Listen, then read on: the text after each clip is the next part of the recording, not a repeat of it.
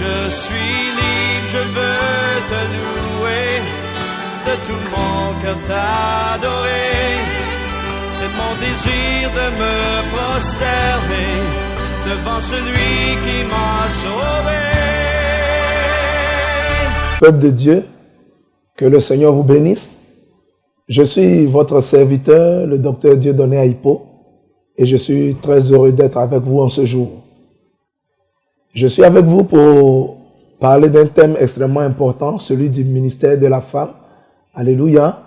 Et nous ne pourrons aborder puissamment ce thème sans pour autant avoir prié. C'est pourquoi maintenant, nous allons nous disposer pour prier le Seigneur afin que le Saint-Esprit conduise cet enseignement. Prions. Roi de gloire, nous te sommes infiniment reconnaissants pour ce moment que tu nous donnes dans ta présence, de méditer ta douce et merveilleuse parole. Seigneur, nous sommes tout ouïes, nous t'écoutons, viens et parle par ton esprit. Que je ne sois qu'un canal, un instrument pour ta gloire. Merci de bénir ce moment. Prends toute la place, Saint-Esprit, et que ton règne vienne encore en ce lieu. Au nom puissant de Jésus-Christ de Nazareth. Amen. Je vous salue donc dans le nom de Jésus et nous allons prendre les Écritures dans Jean chapitre 4 à partir du verset 20. Nous lisons les Écritures. Nos pères ont adoré sur cette montagne et vous dites, vous, que le lieu où il faut adorer est à Jérusalem. Verset 21. Femme, lui dit Jésus, crois-moi, l'heure vient où ce ne sera ni sur cette montagne, ni à Jérusalem que vous adorerez le Père. Vous adorez ce que vous ne connaissez pas. Nous, nous adorons ce que nous connaissons, car le salut vient des Juifs. Verset 23. Mais l'heure vient, et elle est déjà venue, où les vrais adorateurs adoreront le Père en esprit et en vérité. Car ce sont là les adorateurs que le Père demande. Le verset 24. Dieu est esprit. Et il faut que ceux qui l'adorent en esprit et en vérité. Je relis le 24. Dieu est esprit. Et il faut que ceux qui l'adorent en esprit et en vérité. Gloire à Jésus. Que le nom de Jésus-Christ soit puissamment béni. Alors, peuple de Dieu, nous sommes ici à un temps puissant où notre Seigneur Sauveur Jésus-Christ de Nazareth a choisi une femme à qui il a voulu donner un enseignement. Il est allé au bord d'un puits et là, il rencontre une femme samaritaine et il échange avec cette femme. Et la dame lui dit, en ce qui la concerne, leurs parents adoraient Dieu sur une montagne. Vous savez, les Samaritains, depuis Jéroboam, ont bâti 2 hôtels sur 2 montagnes, le mont Garizim et le mont Ebal. Et ils adoraient donc sur ces montagnes. Alléluia. Donc la femme dit, elle se plaint à Jésus, elle lui dit, mais vous les Juifs, vous dites que c'est à Jérusalem seulement qu'on doit adorer Dieu. Alléluia. Parce que le temple se trouvait effectivement à Jérusalem. Pourtant, les Samaritains adoraient au mont Garizim et au mont Ebal, c'est-à-dire sur une montagne. Donc la femme localisait l'adoration. Elle a dit au Seigneur, vous adorez à Jérusalem, nous adorons au mont Ebal, mais vous dites que c'est seulement à Jérusalem qu'il faut adorer. Et Jésus répond. Jésus répond à la dame, il lui dit, l'heure vient, et cette heure est déjà là, où les vrais adorateurs adoreront le Père en esprit et en vérité. Bien-aimés, j'aimerais vous parler de l'adoration dont Jésus parlait. Le Seigneur était en train de parler de l'heure de l'esprit. Alléluia. Et ce que la femme ne comprenait pas, elle ne comprenait pas qu'à l'heure de l'esprit, l'adoration n'est plus localisée à un lieu précis. D'abord même, l'adoration n'est plus en une race précise. Gloire à Jésus. Parce qu'elle parlait d'un lieu. Elle parlait de la montagne. Et elle disait que les Juifs adoraient à Jérusalem. Jérusalem, c'est un lieu. Sur une montagne, c'est un lieu. Mais Jésus lui dit, non, femme, tu as tort. En réalité, nous sommes à l'heure de l'esprit. Et Jésus lui dit que Dieu est esprit. Ça veut dire, lorsque nous sommes dans le règne de l'esprit, il ne s'agit plus d'une race. Alléluia. C'est pourquoi la femme, Jésus lui dit, les vrais adorateurs adorent le Père en esprit. L'adoration en esprit et l'heure de l'esprit, il ne s'agit plus d'une race. Vous savez, pour servir Dieu sous l'ancienne alliance, il fallait d'abord être d'une certaine race. C'est-à-dire, il fallait être juif. Et ce n'était pas suffisant. Lorsque vous étiez juif, il fallait encore être d'une certaine tribu. Et c'était la tribu de Lévi. Mais là encore, ce n'était pas encore suffisant. Parce que Lévi a eu 3 fils. Il a eu Kehat, il a eu Merari et Gershon. Mais si vous êtes de la tribu de Lévi, alléluia, Lévi a eu 3 fils. Et il a eu Jochebed, fille, mais on ne parlait pas d'elle.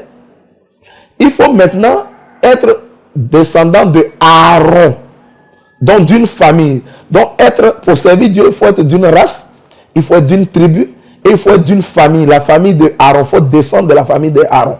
Vous voyez? Amen, amen. Ça, c'était l'adoration charnelle. Elle résidait en une race, en une tribu et en une famille.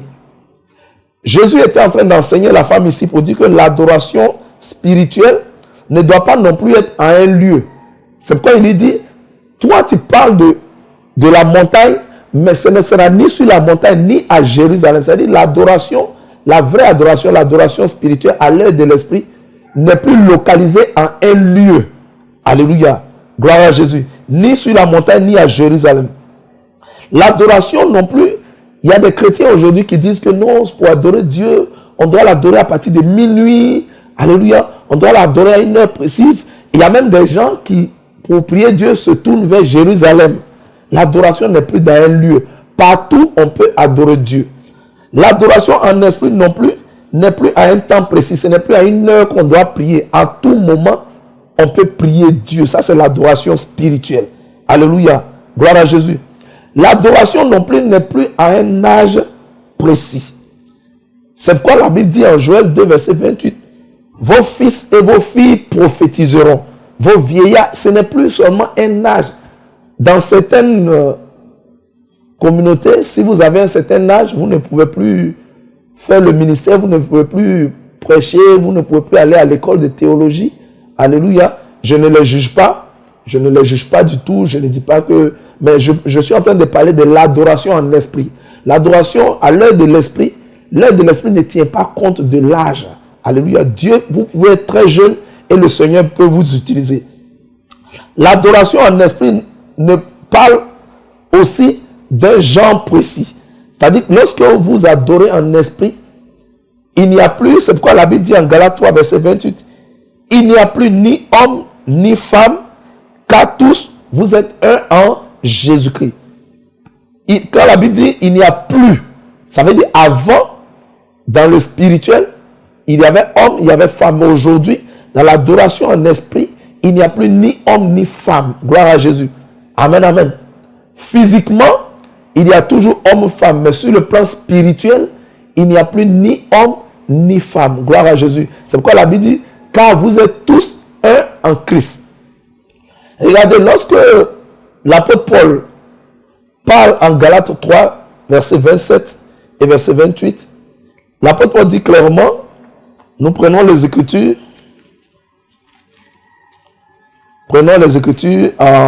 dans le livre de Galates, chapitre 3,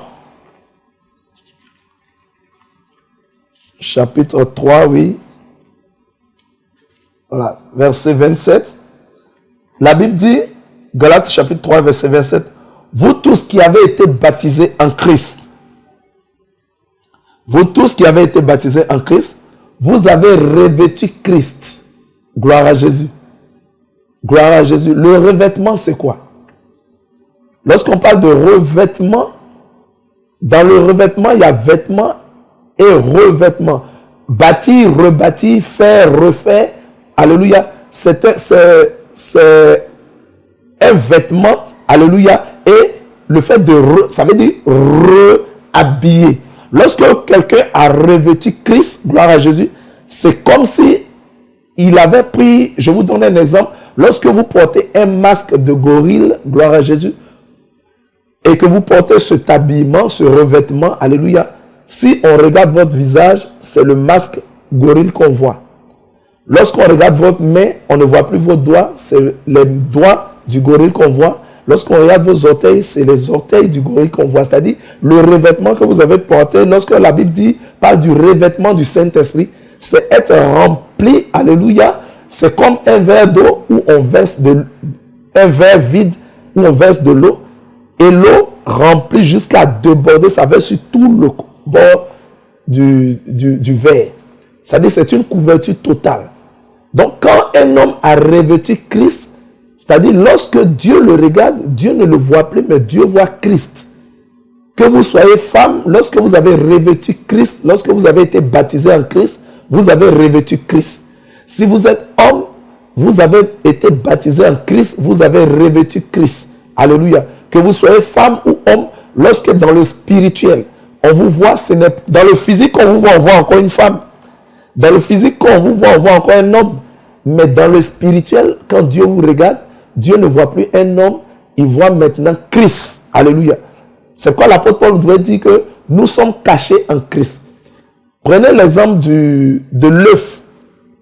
Vous voyez l'œuf et que vous avez bouilli l'œuf est dur, vous voyez que le jaune de l'œuf est à l'intérieur. Pour atteindre le jaune de l'œuf, vous devez d'abord affronter le blanc. Vous devez rencontrer d'abord le blanc de l'œuf. C'est comme ça que Dieu nous voit. Quand nous sommes baptisés en Christ, gloire à Jésus, nous devenons le jaune de l'œuf et Christ est le blanc de l'œuf.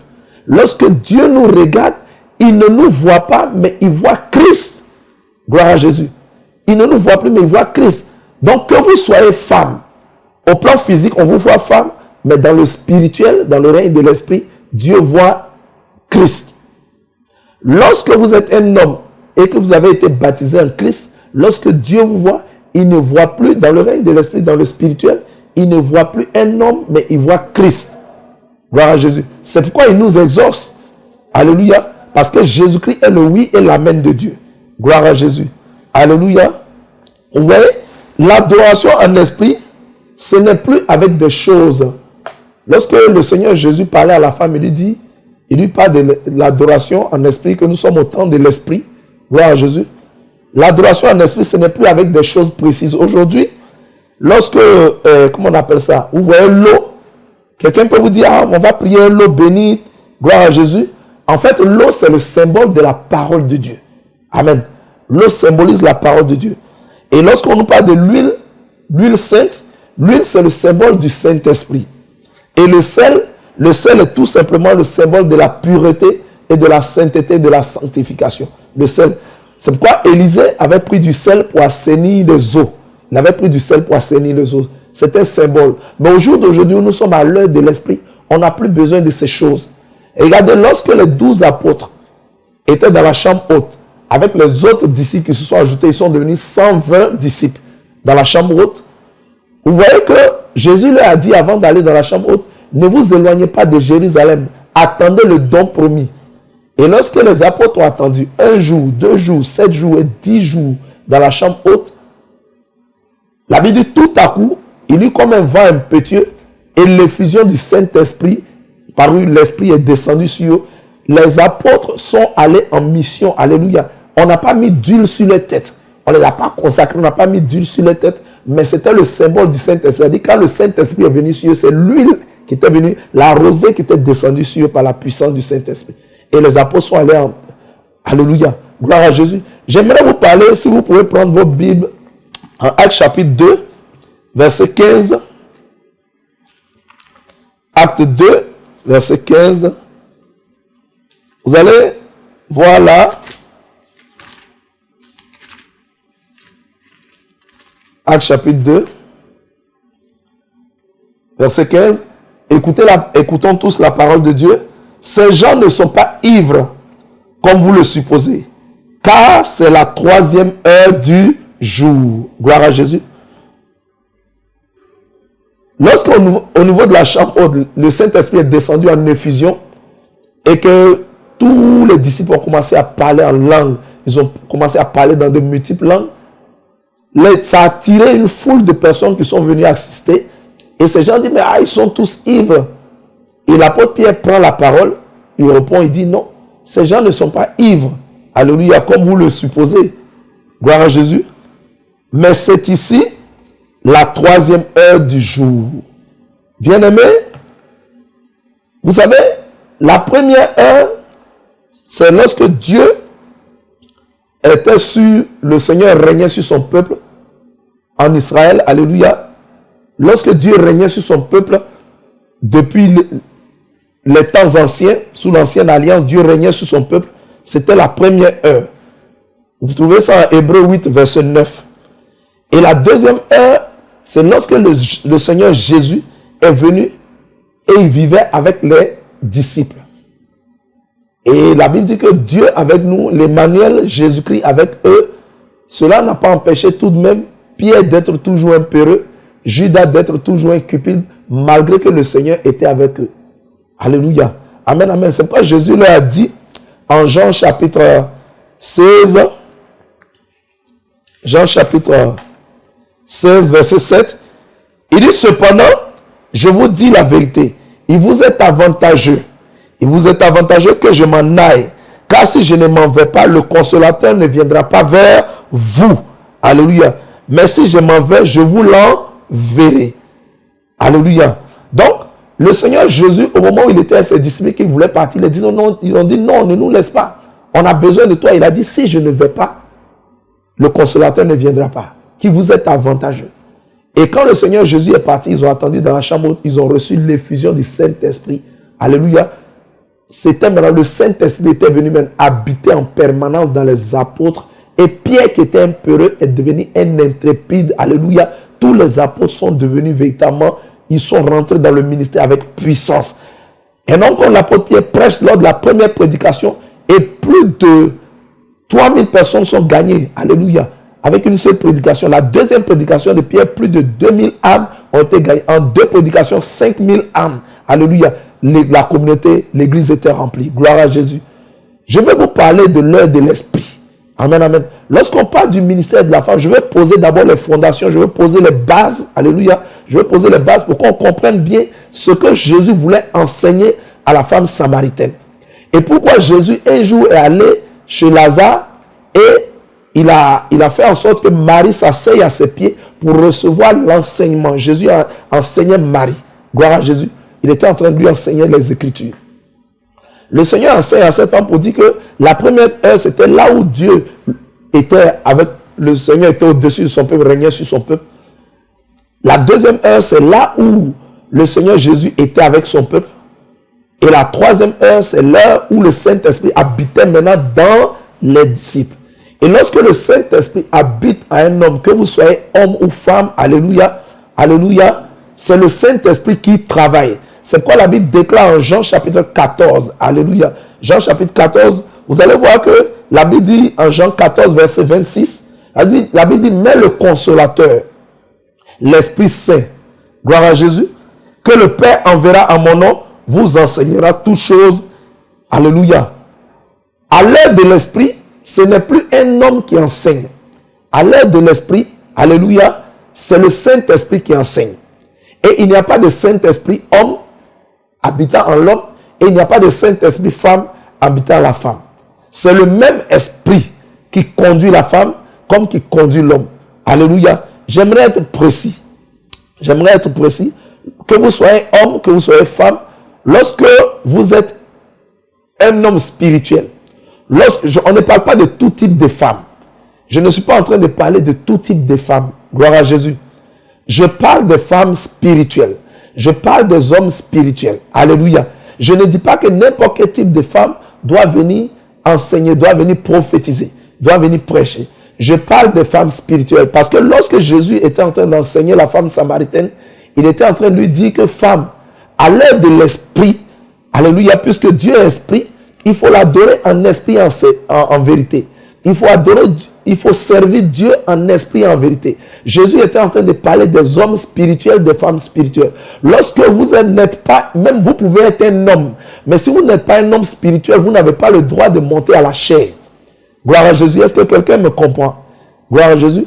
Je dis bien, même si vous êtes un homme, ce n'est pas le genre qui compte à l'heure de l'esprit. Même si vous êtes un homme, mais si vous êtes un soulard, que vous êtes un ivrogne, alléluia, que vous êtes un fornicateur, que vous êtes un impudique, alléluia, malgré que vous êtes homme, mais vous n'avez pas le droit de monter à la chair. Alléluia. Ce n'est pas le genre qui souille la chair. Gloire à Jésus. Le genre ne peut aucunement souiller la chair. Mais c'est au contraire la vie de la personne. Lorsque vous êtes homme, si vous êtes un impudique, si vous êtes un alcoolique, si vous êtes un adultère et que vous montez à la chair, vous souillez la chair. Mais pas, il en est de même si vous êtes une femme Jézabel, si vous êtes une femme insoumise, si vous êtes une femme rebelle, si vous êtes une femme qui n'avait pas la crainte de Dieu, une femme charnelle, vous ne pouvez pas monter à la chair, vous ne pouvez pas prêcher. Alléluia. Mais le Seigneur parlait à cette femme samaritaine et il a parlé des femmes spirituelles parce que nous sommes au temps de l'esprit et il a dit que Dieu est esprit. Que ceux qui veulent servir Dieu désormais le servent en esprit et en vérité. Gloire à Jésus. Et donc, la femme spirituelle, c'est qui? La femme spirituelle, c'est d'abord cette personne, gloire à Jésus, c'est d'abord cette personne qui a reçu Christ, qui a la crainte de Dieu. Alléluia. Ce n'est pas je précise que la femme spirituelle, ce n'est pas la femme qui a les dons spirituels. La femme spirituelle, ce n'est pas la femme qui a des dons spirituels. La femme spirituelle, ce n'est pas la femme qui parle la langue. Ce n'est pas la femme qui est remplie de dons spirituels. Ce n'est pas de ça que je parle. La femme spirituelle, c'est tout simplement la femme qui marche par l'esprit. Alléluia. La femme spirituelle, c'est la femme qui marche par l'esprit, gloire à Jésus, qui obéit et qui observe la parole de Dieu dans la crainte de Dieu. Gloire à Jésus. Cette femme-là, elle est digne, gloire à Jésus, de prêcher. Elle est digne de prophétiser, gloire à Jésus, parce que nous sommes à la fin des temps. Nous sommes au temps de l'esprit. Et à la fin des temps, le Seigneur est proche. Et le Seigneur veut utiliser ses serviteurs. C'est pourquoi il nous a dit en Joël 2, verset 28. Alléluia. Nous pouvons prendre la parole de Dieu. Vous allez voir, le Seigneur nous dit clairement, en Joël 2, verset 28,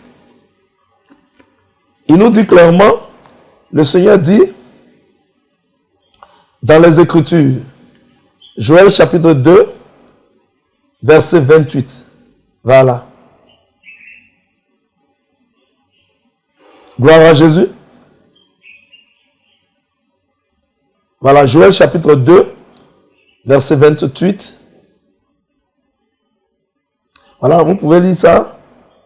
Après cela, je répandrai mon esprit sur toute chair. Joël chapitre 2, verset 28. Après cela, je répandrai mon esprit sur toute chair. Vos fils et vos filles prophétiseront. Alléluia.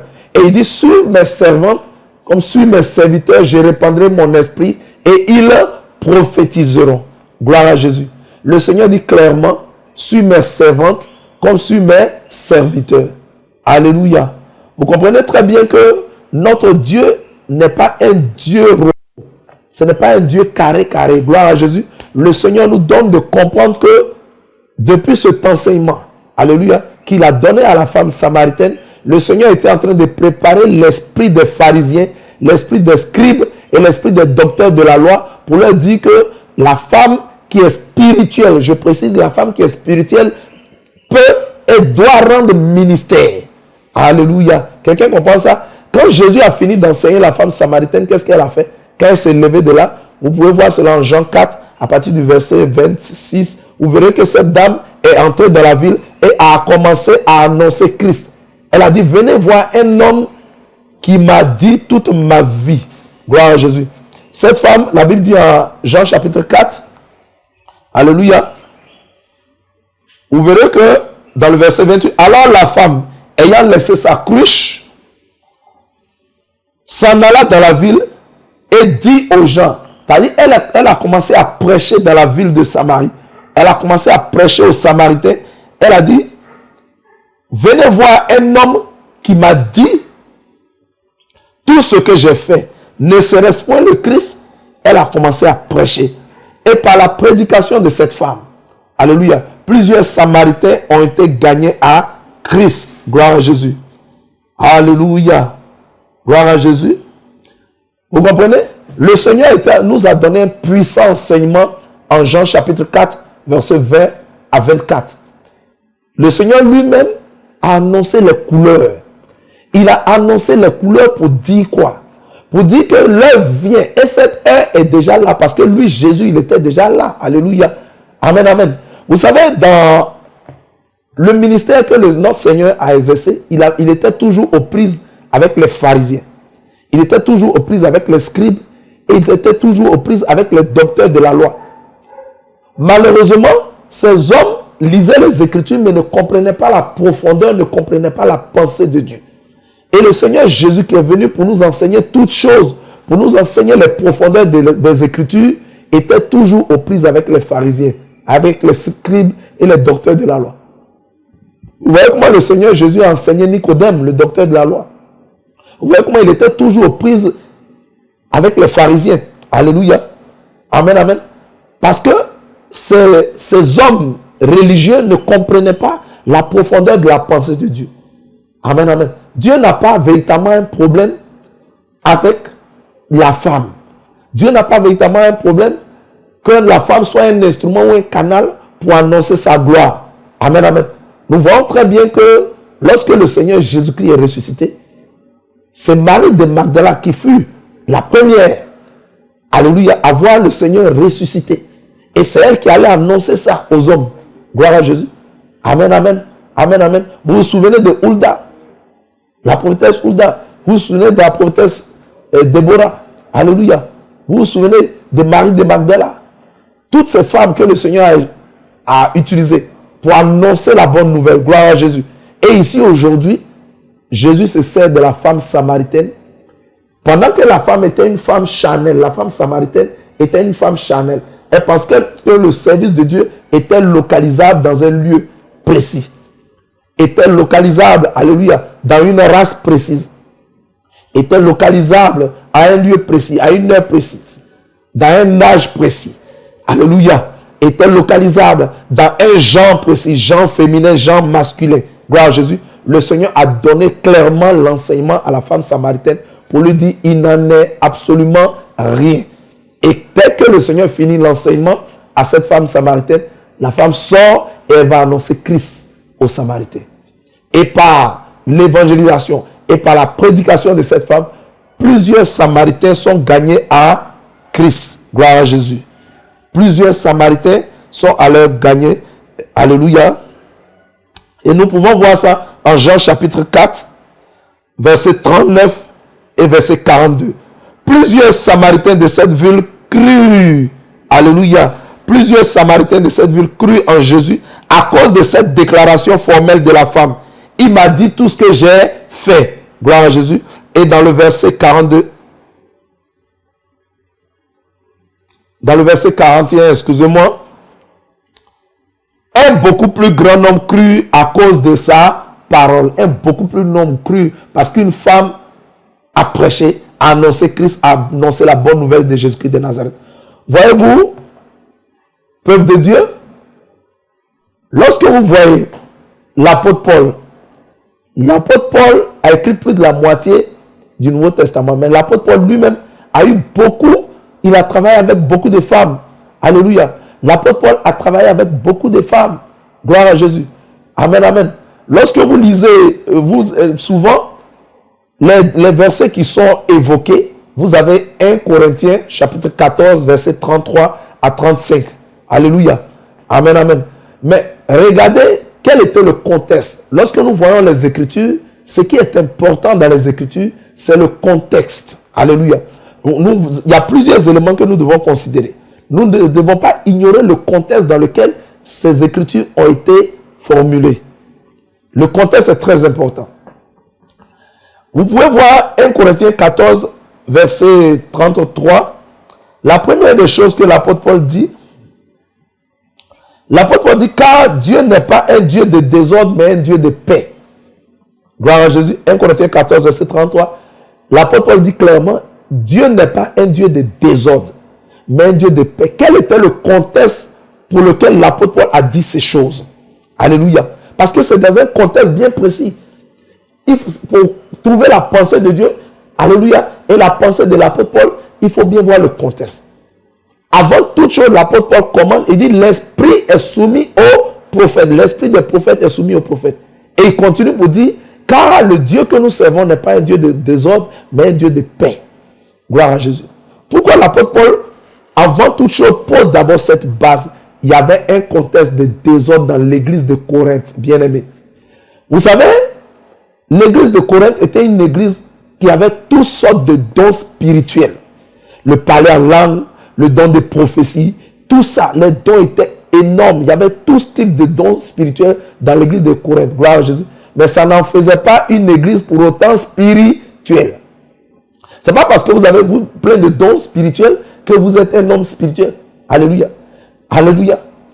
C'est parce que vous marchez par l'esprit. Pour que vous soyez un homme spirituel, il faut marcher par l'esprit et non par la chair.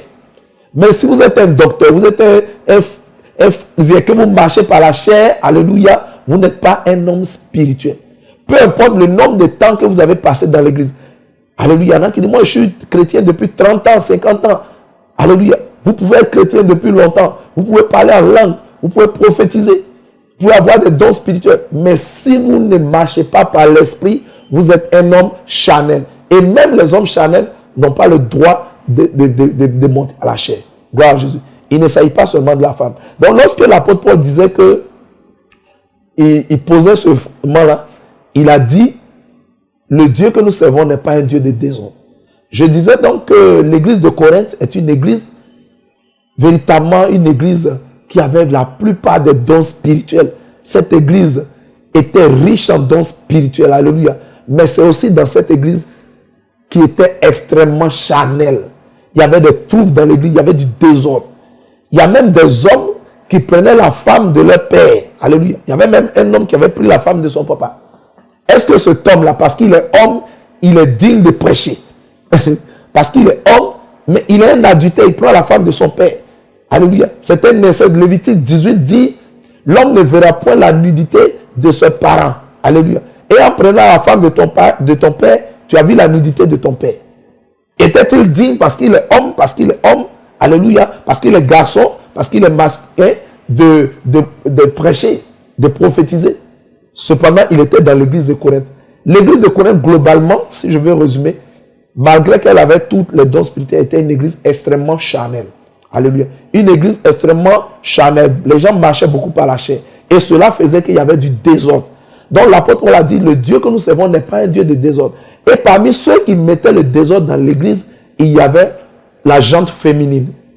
Alléluia. Donc l'apôtre Paul a dit, d'abord que le Dieu que nous servons n'est pas un Dieu de désordre. Et c'est pour cela qu'il a parlé aux femmes pour leur dire, ne le faites pas. Gloire à Jésus. Alléluia. C'était un contexte bien précis, un contexte de désordre. Mais si nous avons une église spirituelle, une église des hommes ou des femmes sont spirituels et marchent par l'Esprit de Dieu et non par la chair, non seulement les hommes peuvent intervenir, alléluia, mais également Jésus-Christ n'est pas contre le fait que nous puissions intervenir. Même l'apôtre Paul. Vous allez voir en Romains 16, vous verrez que l'apôtre Paul n'est pas du tout opposé à ce que, comment on appelle ça, les femmes puissent intervenir dans l'église. Vous verrez ça en Romains 16. Gloire à Jésus, comme tout le chapitre est long, on ne le lira pas. Mais vous verrez ça en Romains 16. Vous verrez également en Éphésiens 4, versets 2 et 3. Vous verrez également que l'apôtre Paul, il utilisait des servants de Dieu. Alléluia. Ceux qui sont spirituels pour faire l'œuvre de Dieu. L'apôtre Paul même. Gloire à Jésus. Et ce même apôtre Paul ne peut pas dire à la fois, à 1 Corinthiens 14, verset 33, qu'il interdit à la femme de prophétiser Et en 1 Corinthiens chapitre 11, versets 5 et 6, il dit toute femme, l'apôtre Paul dit clairement, il dit toute femme qui prie ou qui prophétise, la tête non voilée déshonore son chef. Gloire à Jésus. Ah, donc, le même apôtre Paul dit que la femme peut prier, elle peut prophétiser. Alléluia. Mais tout simplement, il faut qu'elle se voile la tête. Donc, vous voyez très bien que l'apôtre Paul autorise ici à la femme de prophétiser. Prophétiser, c'est quoi? Prophétiser, c'est parler de la part de Dieu. Annoncer des choses présentes ou des choses à venir, mais des choses qui viennent de Dieu, qui viennent de l'éternel Dieu. C'est parler de la part de Dieu. Alléluia. Et c'est ce qu'on appelle prêcher. Donc, si les femmes, si elles sont voilées, peuvent prophétiser, c'est-à-dire les femmes spirituelles. Alléluia. Les femmes qui craignent Dieu.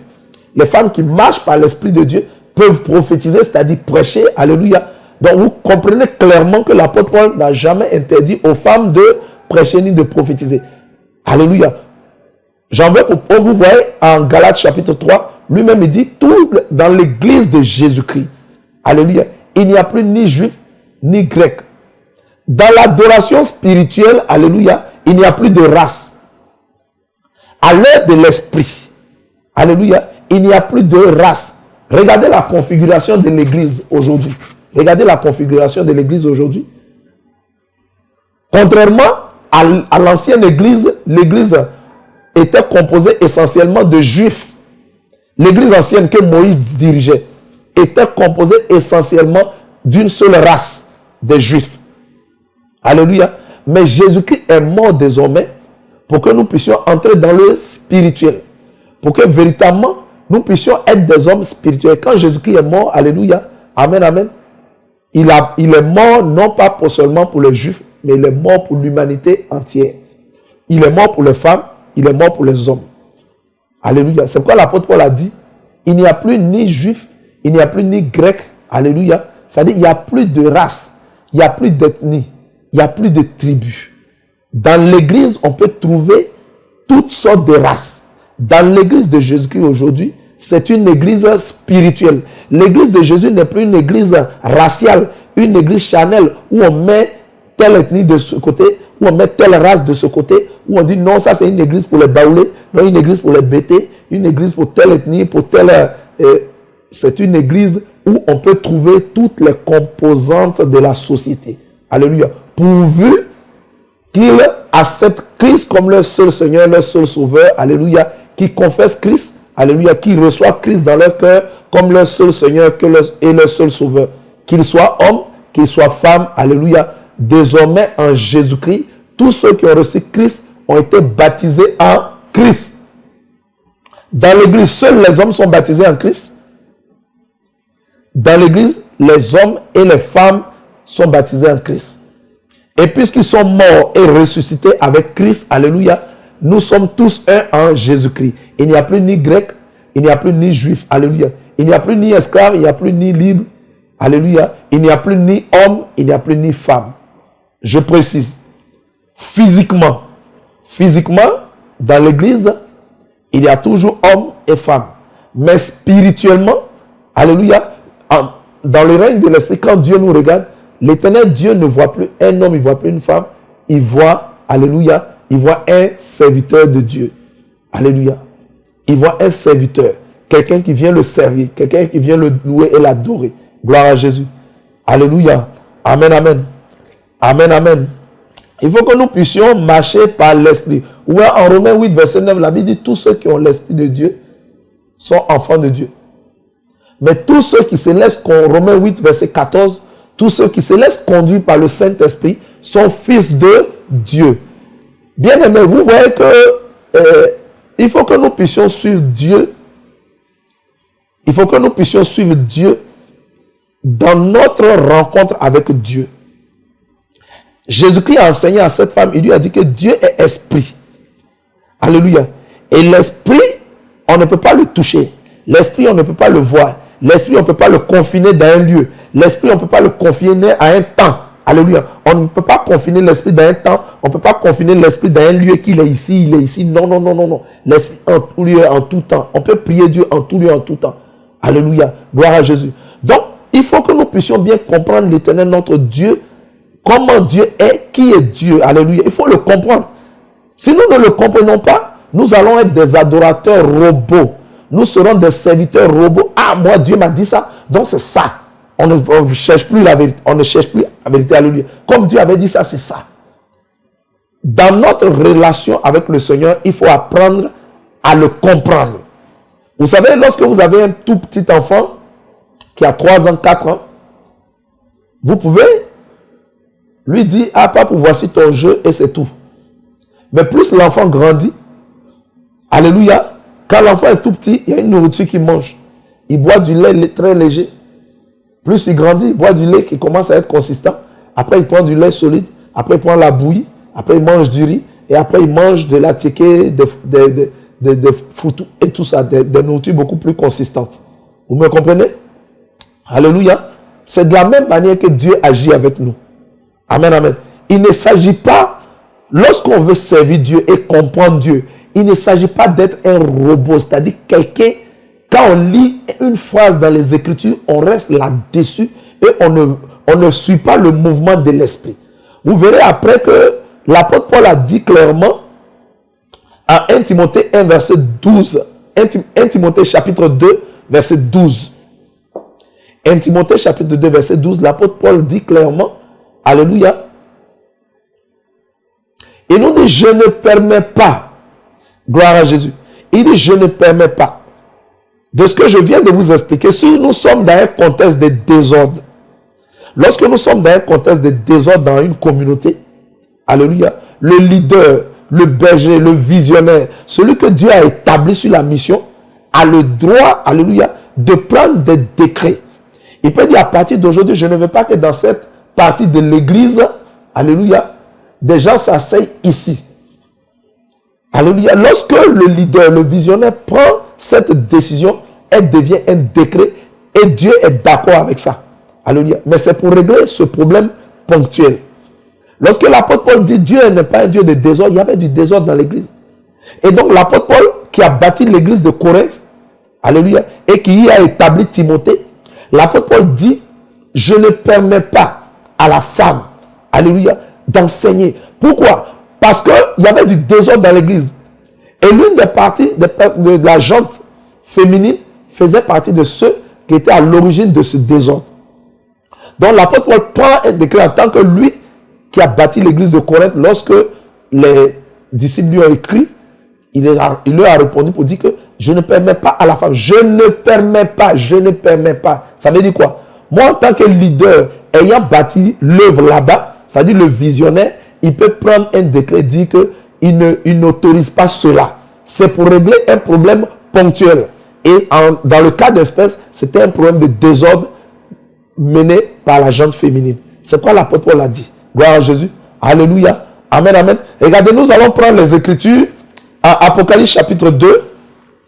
Prenons les Écritures dans Apocalypse chapitre 2, verset 20.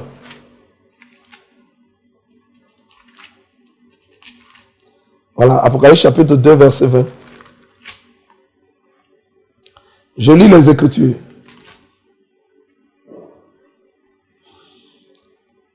Je lis les Écritures. Alléluia. À partir du verset 20.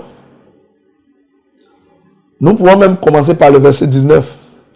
Je connais tes œuvres, ton amour, ta foi, ton fidèle service, ta constance et tes dernières œuvres plus nombreuses que les premières. Verset 20. Mais ce que j'ai contre toi, c'est que tu laisses la femme Jézabel, qui se dit prophétesse, enseigner et séduit mes serviteurs pour qu'ils se livrent à l'impudicité et qui mangent des viandes sacrifiées aux idoles. Gloire à Jésus.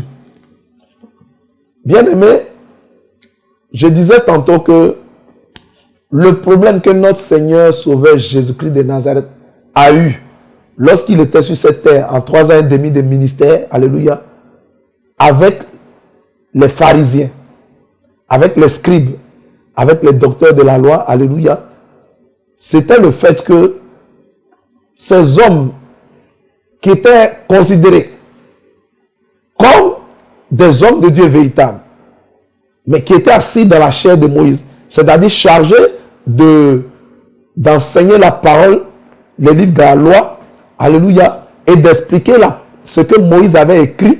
Ils étaient donc assis dans la chair de Moïse. Ces personnes-là ne comprenaient pas pour autant la profondeur de la pensée de Dieu. Alléluia. Qui peut enseigner Jésus? Qui connaît la parole de Dieu plus que Jésus? Jésus lui-même, il est la parole. Aucun pharisien, aucun scribe, aucun docteur de la loi ne peut enseigner Jésus. Alléluia. Jésus connaissait la profondeur des Écritures. Mais pourquoi ces hommes étaient toujours en difficulté avec le Seigneur Jésus? Parce qu'ils pensaient connaître la parole de Dieu, la profondeur des Écritures. Mais Jésus disait que c'était des religieux. Alléluia. Lorsqu'on vous parle de religieux, vous pouvez être un docteur de la loi. Vous pouvez être un pasteur depuis 50 ans. Alléluia. Alléluia. Mais si vous ne cherchez pas à suivre la pensée de Christ, vous risquez d'être un pharisien d'aujourd'hui. Aujourd'hui, nous avons beaucoup de pharisiens. Je ne juge personne. Alléluia. Je ne veux juger personne. Mais je suis en train de dire que nous devons nous laisser conduire par l'Esprit de Dieu. C'est le même Seigneur Jésus. Le Seigneur dit, alléluia, il a parlé en Lévitique chapitre 11, verset 27, il parlait des animaux impurs. Gloire à Jésus. Alléluia. Il a parlé des animaux impurs et dans le Lévitique 20, verset 25, il faisait la distinction entre les animaux purs et les animaux impurs. Il a dressé toute une liste d'animaux impurs. Gloire à Jésus. Mais c'est le même Jésus-Christ de Nazareth. C'est le même Dieu Jésus qui, en Acte 10, verset 9 à 16, Acte chapitre 10, verset 9 à 16, lorsque Pierre était chez Simon et il priait sur le toit, le Seigneur se révéla à Pierre et dit à Pierre, il lui montra dans une vision une nappe qui était retenue par 4 côtés, sur laquelle il y avait toutes sortes de bêtes impures, d'animaux impurs, de quadrupèdes, de tout ça. Et il dit à Pierre, tue et mange. Pierre dit, non, je ne peux pas manger ça. Je ne peux manger ça. Seigneur, toi-même, tu sais que c'est des animaux impurs. Le Seigneur lui dit, tue et mange, Pierre. Pierre dit, je ne peux jamais manger ça. Pierre était un serviteur robotique. Alléluia. Il était, en ce temps-là, Pierre marchait encore par la chair. Alléluia. En ce temps-là, Pierre ne comprenait pas la profondeur de la pensée de Dieu. Pierre pensait que le salut était uniquement pour les Juifs. Ça, c'est charnel. Le salut vient des Juifs, mais le salut n'est pas uniquement pour les Juifs. Mais Pierre disait non, non, non. En fait, tous les Juifs pensaient qu'on ne pouvait pas annoncer la parole, on ne pouvait pas annoncer la bonne nouvelle, alléluia, à toutes les autres races, à toutes les autres ethnies, que c'était seulement pour les Juifs. Donc, pour pouvoir enseigner Pierre, Dieu lui montre une nappe sur laquelle il y a toutes sortes d'animaux impurs. Et le Seigneur Dieu Tout-Puissant lui dit, tue et mange. Et Pierre dit, non, je ne peux pas manger. Le Seigneur lui dit, tue et mange. Il insiste. Pierre dit, non, je ne peux pas manger. Le Seigneur lui dit, tue et mange. Parce que moi, Dieu, ce que j'ai déclaré pur, aucun être dans les cieux, sur la terre, sous la terre, plus bas que la terre, sous la mer, ne peut dire que cela est impur. Dieu était en train d'enseigner Pierre pour lui dire que bientôt tu auras affaire à aller annoncer la parole à un païen. Alléluia. À un Romain, à la personne de Corneille.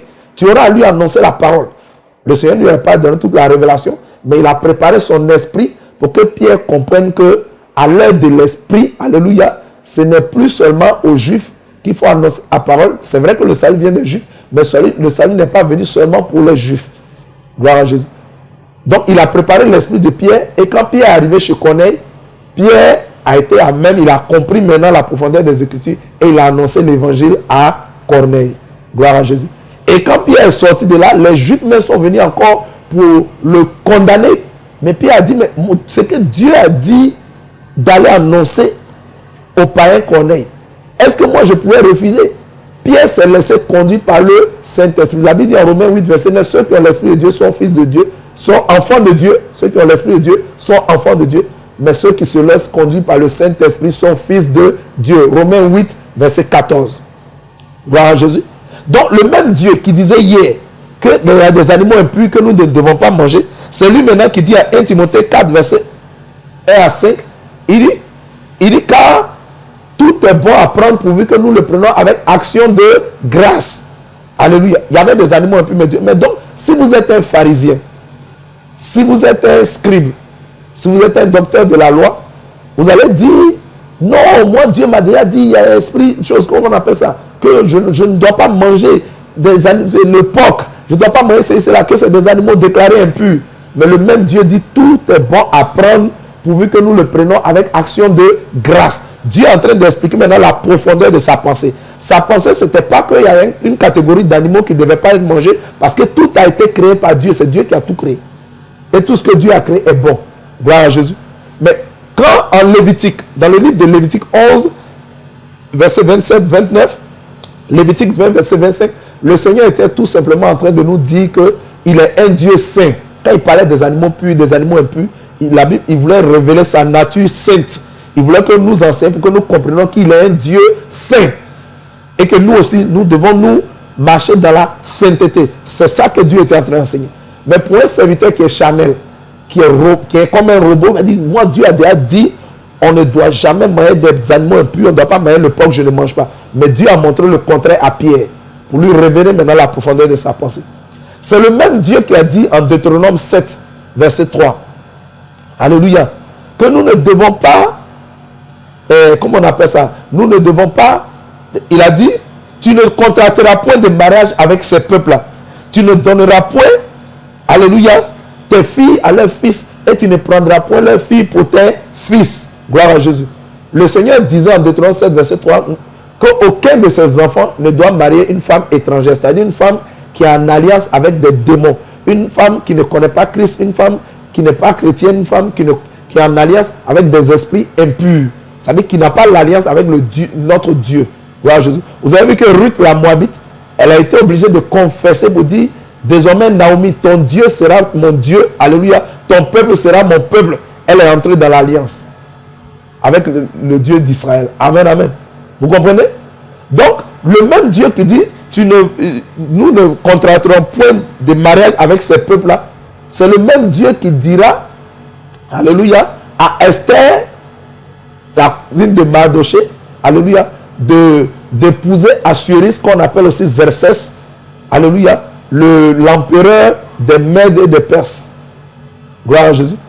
Assuérus était un Perse, c'est-à-dire c'est l'ancien nom de l'Iran.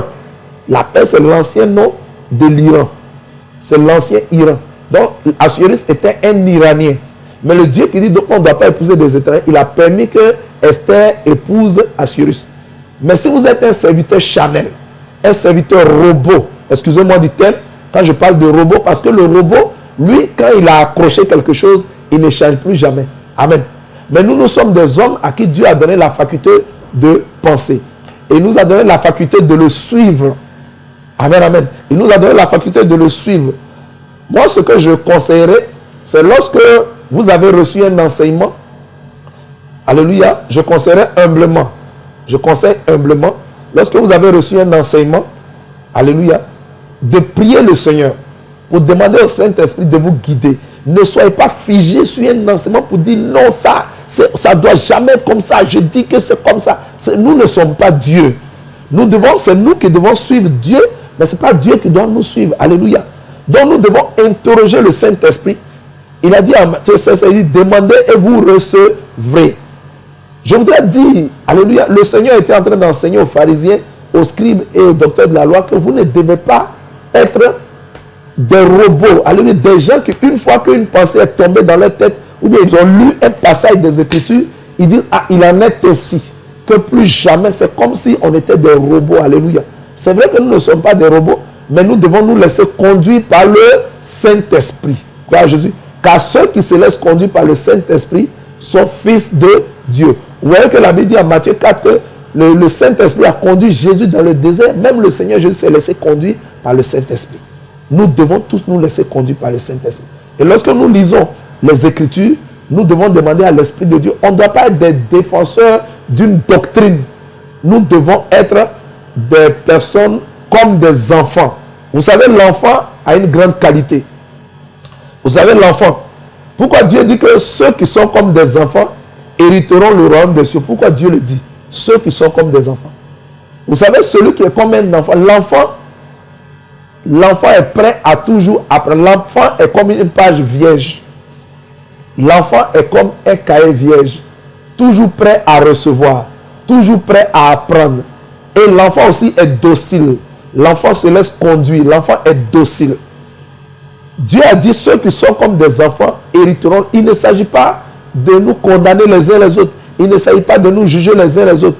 Il s'agit en toutes choses, lorsqu'il s'agit des Écritures, alléluia, seul Dieu a la profondeur de la connaissance, alléluia.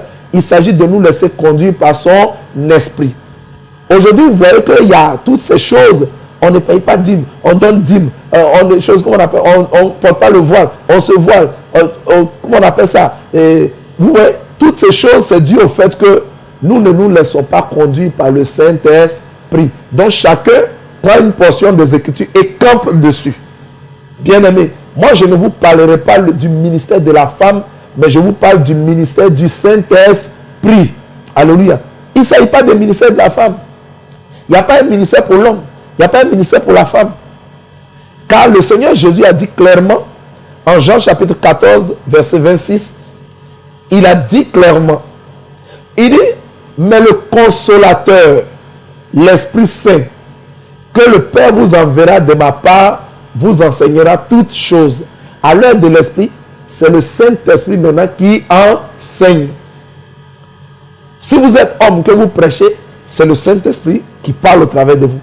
Si vous êtes femme que vous prêchez, alléluia, mais je parle des hommes et des femmes spirituels. Je ne parle pas de parce que tu es homme, tu dois enseigner, tu dois prêcher. Je ne parle pas de parce que tu es femme, tu dois enseigner, tu dois prêcher. Je ne parle pas non plus des gens qui ont beaucoup de dons spirituels.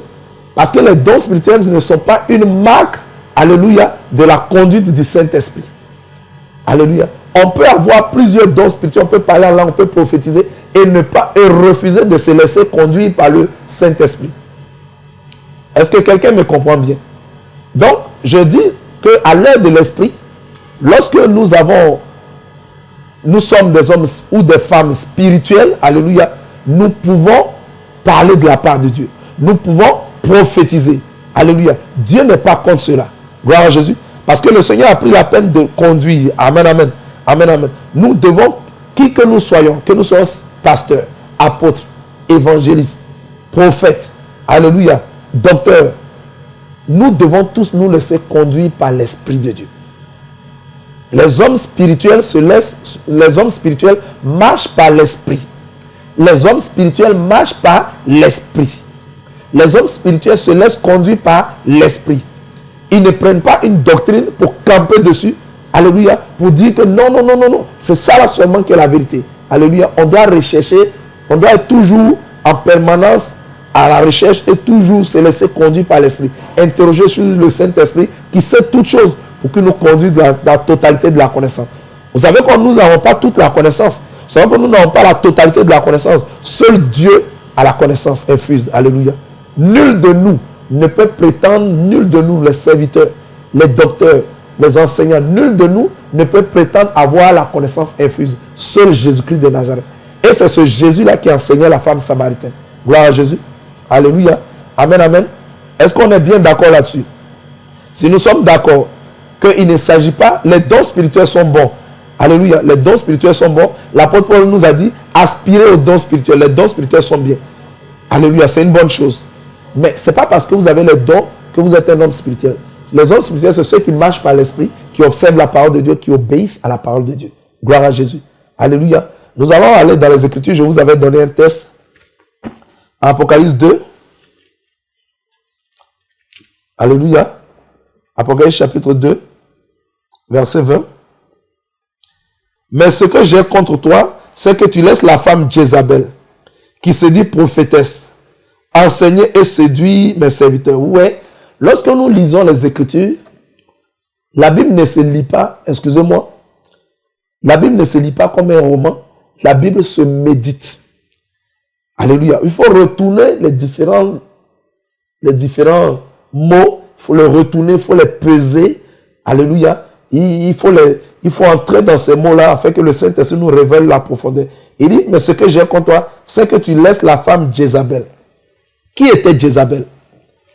Qui était Jézabel? Jézabel était la fille du roi de Sidon. Jézabel était une Sidonienne. Gloire à Jésus. Ça veut dire que c'était une femme qui n'avait pas l'esprit de Dieu. Elle adorait les Baals. Jézabel adorait les Baals. Son père était le roi de Sidon. Et Jézabel adorait les démons. Alléluia. Et parce que cette femme était conduite par des esprits impurs, elle a séduit Akab. Gloire à Jésus. Donc, ici, l'apôtre Jean dit, mais ce que j'ai contre toi, c'est que tu laisses la femme Jézabel. Alléluia. Qui se dit prophétesse. Si l'apôtre Jean dit que Jézabel se dit prophétesse, ça veut dire qu'il y avait bel et bien des prophétesses dans l'église. Alléluia. Il y avait bel et bien des prophétesses. Mais seulement que cette femme, elle se dit prophétesse. Si l'apôtre Jean dit que Jézabel se dit prophétesse, ça veut dire qu'il y avait véritablement des vraies prophétesses dans l'église. Alléluia. Gloire à Jésus. Maintenant, elle n'est pas une vraie prophétesse, elle se dit prophétesse. Gloire à Jésus. Et en plus, elle est Jézabel. Ça veut dire qu'elle a des esprits de séduction. Alléluia. Des esprits démoniaques, des esprits de sirène en elle. Comment une telle femme peut monter à la chair et puis prêcher? On ne peut pas permettre à une femme qui a des démons, alléluia, qui séduit, qui est une séductrice, de monter, de prêcher. On est tout à fait d'accord là-dessus. Alléluia. Alléluia. Mais cette femme se disait prophétesse. Ça veut dire qu'elle n'était pas en réalité prophétesse. Mais c'est une vraie servante de Dieu. A accepté Jésus. Est née de nouveau. À la crainte de Dieu. A reçu Christ. Et marche désormais par l'esprit. Alléluia. Marche par l'esprit. Et elle est une femme spirituelle qui observe la parole de Dieu, qui obéit à la parole de Dieu. Alléluia. Cette femme, elle n'est pas Jézabel. Cette femme n'est pas Jézabel. Alléluia. Elle n'a pas en elle des esprits de sirène. Elle n'est pas Jézabel. Gloire à Jésus. Et elle ne se dit pas prophétesse. Elle est prophétesse. Gloire à Jésus. Alors celle-là, elle peut faire l'œuvre de Dieu. Elle peut prêcher, elle peut prophétiser. Mais il dit, ce que j'ai contre toi, c'est que tu laisses la femme Jézabel qui se dit prophétesse. En réalité, elle n'est pas prophétesse. Elle se dit prophétesse. Et il y a beaucoup de servantes qui n'ont pas, je ne parle pas de servantes, mais je veux dire, si vous êtes une femme dans l'église, dans nos églises, il y a beaucoup de païens dans les églises.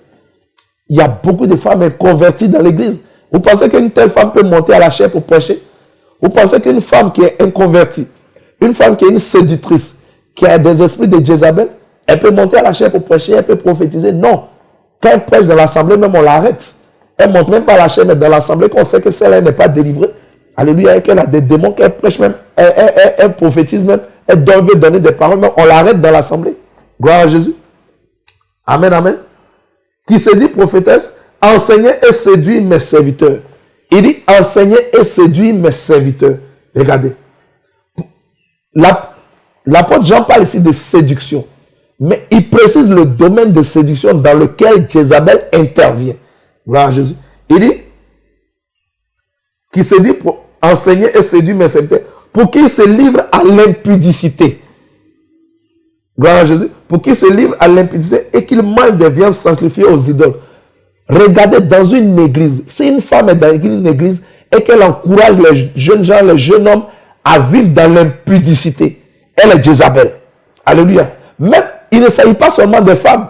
Mais si vous êtes un serviteur de Dieu et que vous encouragez les chrétiens à vivre dans l'impudicité, vous êtes Jézabel. Vous avez l'esprit de Jézabel. Est-ce que quelqu'un me comprend? Les Écritures sont là, elles sont claires. La Bible dit, cette femme qui se dit prophétesse, elle séduit mes serviteurs en les enseignant en les encourageant à l'impudicité. Donc, il ne s'agit pas seulement de la femme. Elles sont au jour d'aujourd'hui, sur les réseaux sociaux, un peu partout. Il n'y a-t-il pas des hommes qui encouragent les gens à l'impudicité, qui encouragent les chrétiens à ne pas doter les femmes et à aller avec elles, qui encouragent les chrétiens à goûter les femmes, qui encouragent les chrétiens à ne même pas marier la femme, mais aller quand même avec elle? Est-ce qu'il n'y a pas ces serviteurs? Est-ce que ce sont des femmes? Il y a beaucoup d'hommes qui enseignent qu'on n'a pas besoin de marier une femme pour coucher avec elle, qu'on peut même prendre 2, 3, 4 femmes. Que Salomon avait pris plusieurs femmes, David avait pris plusieurs femmes. Selon vous, qu'est-ce que c'est ça? Ce n'est pas un enseignement d'impudicité. Donc c'est un esprit de séduction, un esprit de Jézabel qui pousse les chrétiens à rentrer dans à être séduits par l'impudicité, la fornication, la débauche. Donc est-ce que ces hommes, parce qu'ils sont hommes, ils ont le droit de prêcher quand même ces impuretés? Ils ont le droit de prêcher quand même ces doctrines de démons? Est-ce que ces hommes ont le droit de prêcher les doctrines de démons? Alléluia. Je veux que nous allions un peu dans les Écritures. Retournons encore dans les Écritures. Nous sommes pratiquement au thème de notre enseignement. Retournons dans les Écritures. Alléluia. Prenons 1 Timothée. 1 Timothée, chapitre 4. 1 Timothée 4, versets 1 à 5. Je lis les Écritures, écoutez attentivement. 1 Timothée, chapitre 4, versets 1 à 5. Mais l'Esprit dit expressément que dans les derniers temps, quelques-uns abandonneront la foi pour s'attacher à des esprits séducteurs. Alléluia. Est-ce que quelqu'un me suit?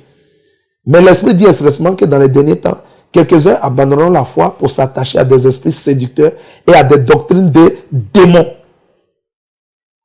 Voici là, en Apocalypse 2, verset 20, lorsqu'on dit l'esprit de Jézabel qui pousse les gens à enseigner l'impudicité. Ici, regardez, à des esprits séducteurs et à des doctrines de démons. Gloire à Jésus. Par l'hypocrisie de faux docteurs portant la marque de la flétrissure dans leur propre conscience, prescrivant de ne pas se marier. Ouais, Apocalypse 2, verset 20 le dit. 1 Timothée 4, verset, à partir du verset 1 le dit également.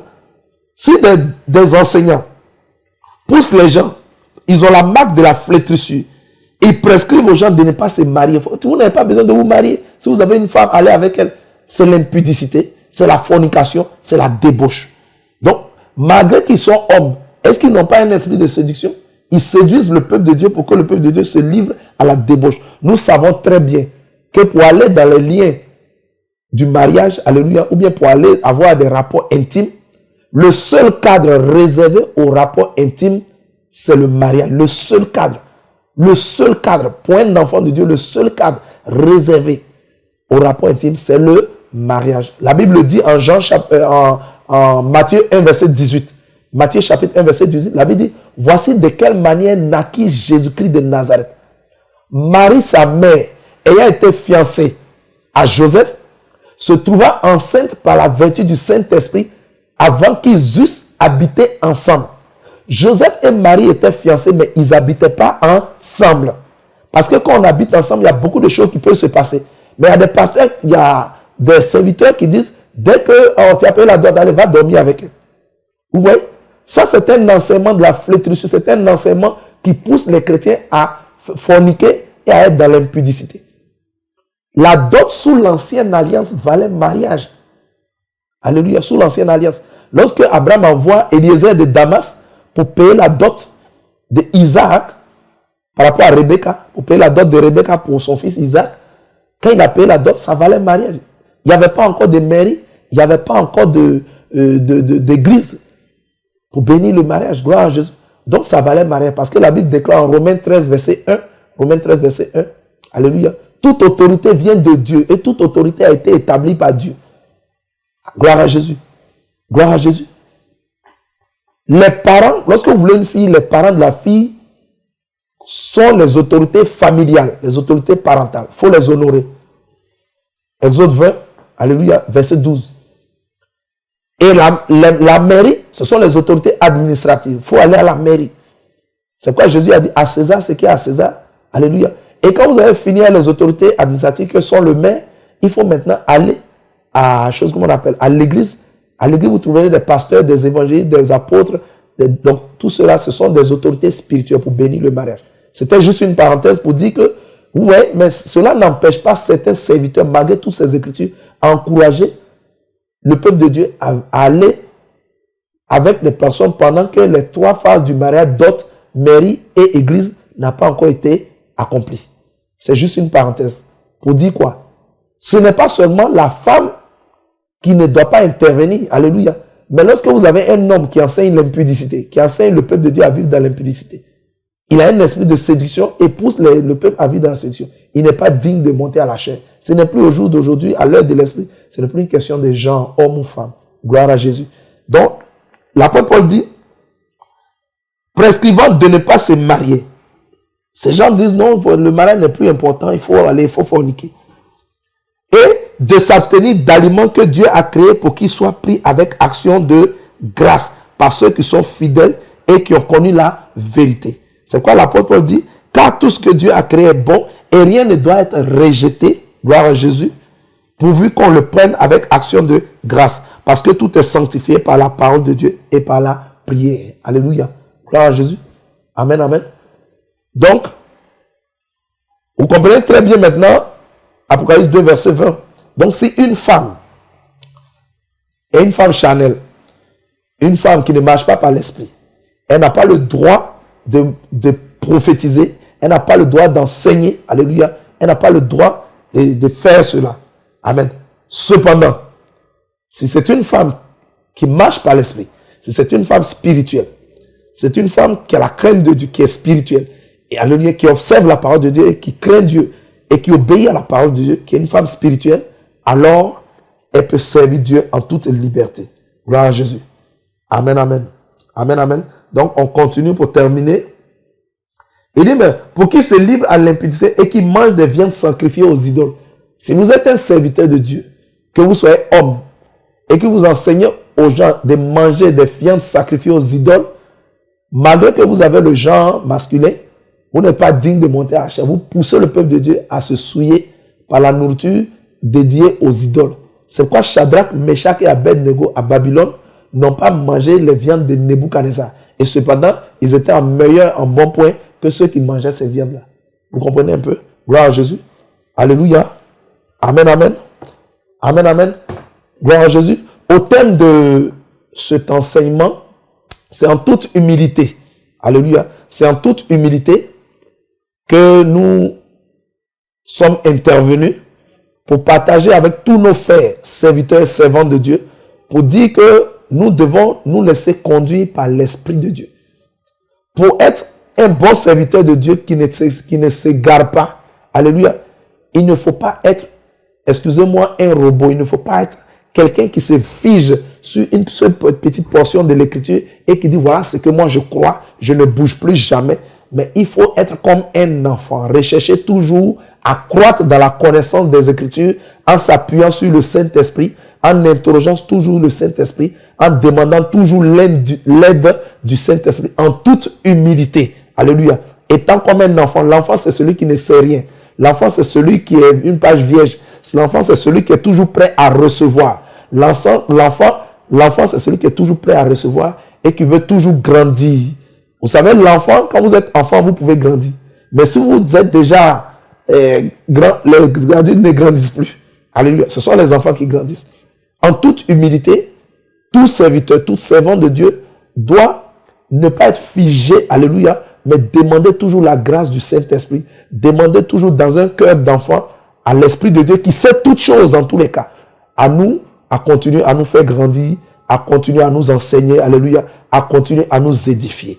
Gloire à Jésus. Parce que le Dieu que nous servons, c'est un Dieu qui est profond. Alléluia. Et qui se révèle progressivement selon que nous croissons avec lui. C'est pourquoi je vais revenir un peu juste pour dire que le Seigneur Jésus avait l'habitude d'être aux prises avec les pharisiens, les scribes, alléluia, et les docteurs de la loi. Cela doit nous enseigner quelque chose. Pour dire, c'est pas parce qu'on est docteur de la loi, c'est pas parce qu'on est pasteur depuis 40 ans, c'est pas parce qu'on est serviteur depuis tel nombre d'années et dans tel lieu qu'on doit se dire que ça, nous avons la vérité absolue. Alléluia. Nul ne détient la vérité absolue. Seul Dieu détient la vérité absolue. Mais nous devons marcher en toute humilité, alléluia, et demander toujours au Saint-Esprit de nous faire croître. Lorsque nous avons ce cœur d'enfant, gloire à Jésus, le Seigneur est disposé. Le Seigneur est bien disposé pour continuer à nous faire croître, alléluia, pour continuer à nous nourrir, alléluia, afin que nos foi ne faillissent jamais, ne défaillent point. Regardez, je voulais interpeller quelqu'un sur cela. Ne prenez pas le risque de combattre contre Dieu. Lorsque l'Esprit de Dieu utilise un homme ou une femme, lorsque l'Esprit de Dieu utilise un homme et utilise une femme, et que si un homme a la prétention de dire que cette femme est possédée par un esprit de serpent, si vous avez le malheur que c'est le Saint-Esprit qui utilise cette femme, quel sera votre jugement? Faisons très attention. Faisons très attention. Cela serait comme un blasphème. C'est-à-dire l'Esprit de Dieu qui est dans la femme et qui est en train de, dans la femme spirituelle. Je ne parle pas de n'importe quelle femme, qui est dans la femme spirituelle et qui est en train d'opérer au travers de cette femme, qui est en train de bénir son œuvre au travers de cette femme, et que toi tu dis c'est un esprit de serpent. C'est-à-dire que tu qualifies le Saint-Esprit de serpent. Gloire à Jésus. Tu qualifies le Saint-Esprit comme étant Belzébul, étant un esprit de Baal. C'est-à-dire que tu es en train de blasphémer contre Dieu. Je voudrais que nous sachions raison garder. Alléluia. Et qu'en toute humilité, nous cherchons toujours à apprendre et nous cherchons toujours à croître devant notre Dieu, Jésus. Alléluia. Alléluia. En conclusion, notre Seigneur Sauveur Jésus-Christ, lors de sa rencontre avec cette femme samaritaine, je suis persuadé que le Seigneur Jésus n'a pas choisi cette femme en vain. Parce que le Seigneur Jésus lui-même, il était un enseignement. Lui-même, il était l'enseignement. Et tout ce que Jésus faisait, c'était enseignement. Je suis persuadé qu'il a choisi cette femme afin d'enseigner aux pharisiens, aux scribes et aux docteurs de la loi que, regardez, aussi femme peut aller prophétiser, femme peut aller enseigner et puis des âmes vont être gagnées à Christ. Alléluia. Nous sommes à la fin des temps. Jésus-Christ est à la porte. Jésus-Christ revient bientôt. Alléluia. Il dit la moisson est grande mais il y a peu d'ouvriers. Et c'est ce Seigneur Jésus qui a enseigné à la femme samaritaine pour lui dire nous sommes à l'heure de l'esprit et Dieu est esprit. On ne peut pas confiner Dieu dans un lieu. On ne peut pas confiner Dieu à un temps. On ne peut pas confiner Dieu dans des choses. Alléluia. Alléluia. Mais nous, ses serviteurs, nous devons être Dieu esprit. Nous devons le servir en esprit. C'est-à-dire nous laisser conduire par l'esprit de Dieu. Si Dieu nous conduit ici, on va avec Dieu. Alléluia. Si Dieu nous conduit là, on va avec Dieu. On doit se laisser conduire par l'esprit de Dieu. Mais on ne doit pas être des gens qui disent non, nous avons la science infuse. Nous, c'est notre doctrine là qui est. Bon, il n'y a pas de doctrine. Alléluia. La seule doctrine qui existe, alléluia, c'est la parole de Dieu. C'est la seule doctrine. Alléluia. Une seule église, une seule foi. Alléluia. Alléluia. Une seule parole de Dieu, la Bible. Gloire à Jésus. Il n'y a pas plusieurs doctrines. Mais en toute chose, nous devons rechercher la pensée profonde de Dieu. Toujours être comme des enfants, apprendre à connaître, alléluia, apprendre toujours, être ouvert, être toujours en prière pour que le Saint-Esprit nous enseigne, continue de nous enseigner, alléluia. Et Jésus a dit, le consolateur vous enseignera toutes choses. Si une femme qui est spirituelle rend ministère, c'est le Saint-Esprit qui rend ministère. Alléluia. C'est pourquoi moi je parle du ministère du Saint-Esprit. Nous sommes à l'heure de l'Esprit, je parle du ministère du Saint-Esprit. Ce n'est ni ministère de l'homme, ce n'est ni ministère de la femme, c'est le ministère du Saint-Esprit. Gloire à Jésus. Que le nom de Jésus-Christ soit béni. Il est avantageux pour nous. Alléluia. Il était avantageux pour nous que Dieu, le Seigneur Jésus, parle pour que le Saint-Esprit vienne maintenant habiter en l'homme et qu'il nous conduise. Tout serviteur, servant de Dieu qui ne se laissera pas conduire par le Saint-Esprit, alléluia, sera toujours charnel et risque de s'égarer. Gloire à Jésus. Or, les temps sont proches de Jésus-Christ à la porte. Disposons-nous, alléluia, et laissons-nous conduire par l'Esprit du Seigneur. Que le Seigneur vous bénisse. Que le Seigneur vous bénisse abondamment. Que le Seigneur vous bénisse abondamment. C'était ma modeste contribution. Je suis votre serviteur, le serviteur inutile de Jésus-Christ de Nazareth, le docteur Aipo. Et ce fut un véritable plaisir pour moi d'être avec vous et de partager la nourriture spirituelle. Que le Seigneur vous bénisse. Nous allons prier pour la fin de cet enseignement. Que le Seigneur, Père, merci pour ce que tu nous enseignes en ce jour encore. Que ton Saint-Nom soit béni encore. Merci de continuer de nous faire croître dans le règne de l'Esprit et continuer à nous parler. Nous sommes tes enfants et nous voulons toujours apprendre. C'est en toute humilité que nous avons apporté ce que tu nous as communiqué, ce que tu nous as enseigné. Que ton nom soit béni. Et je prie que cet enseignement soit une grande bénédiction pour les nations, pour les peuples et surtout pour le corps du Christ. Car tu as dit que ta parole, c'est pour édifier, c'est pour fortifier, c'est pour enseigner, c'est pour diriger. Que toute la gloire te revienne à toi et à toi seul. Au nom puissant de Jésus-Christ, nous avons prié. Merci Seigneur. Amen.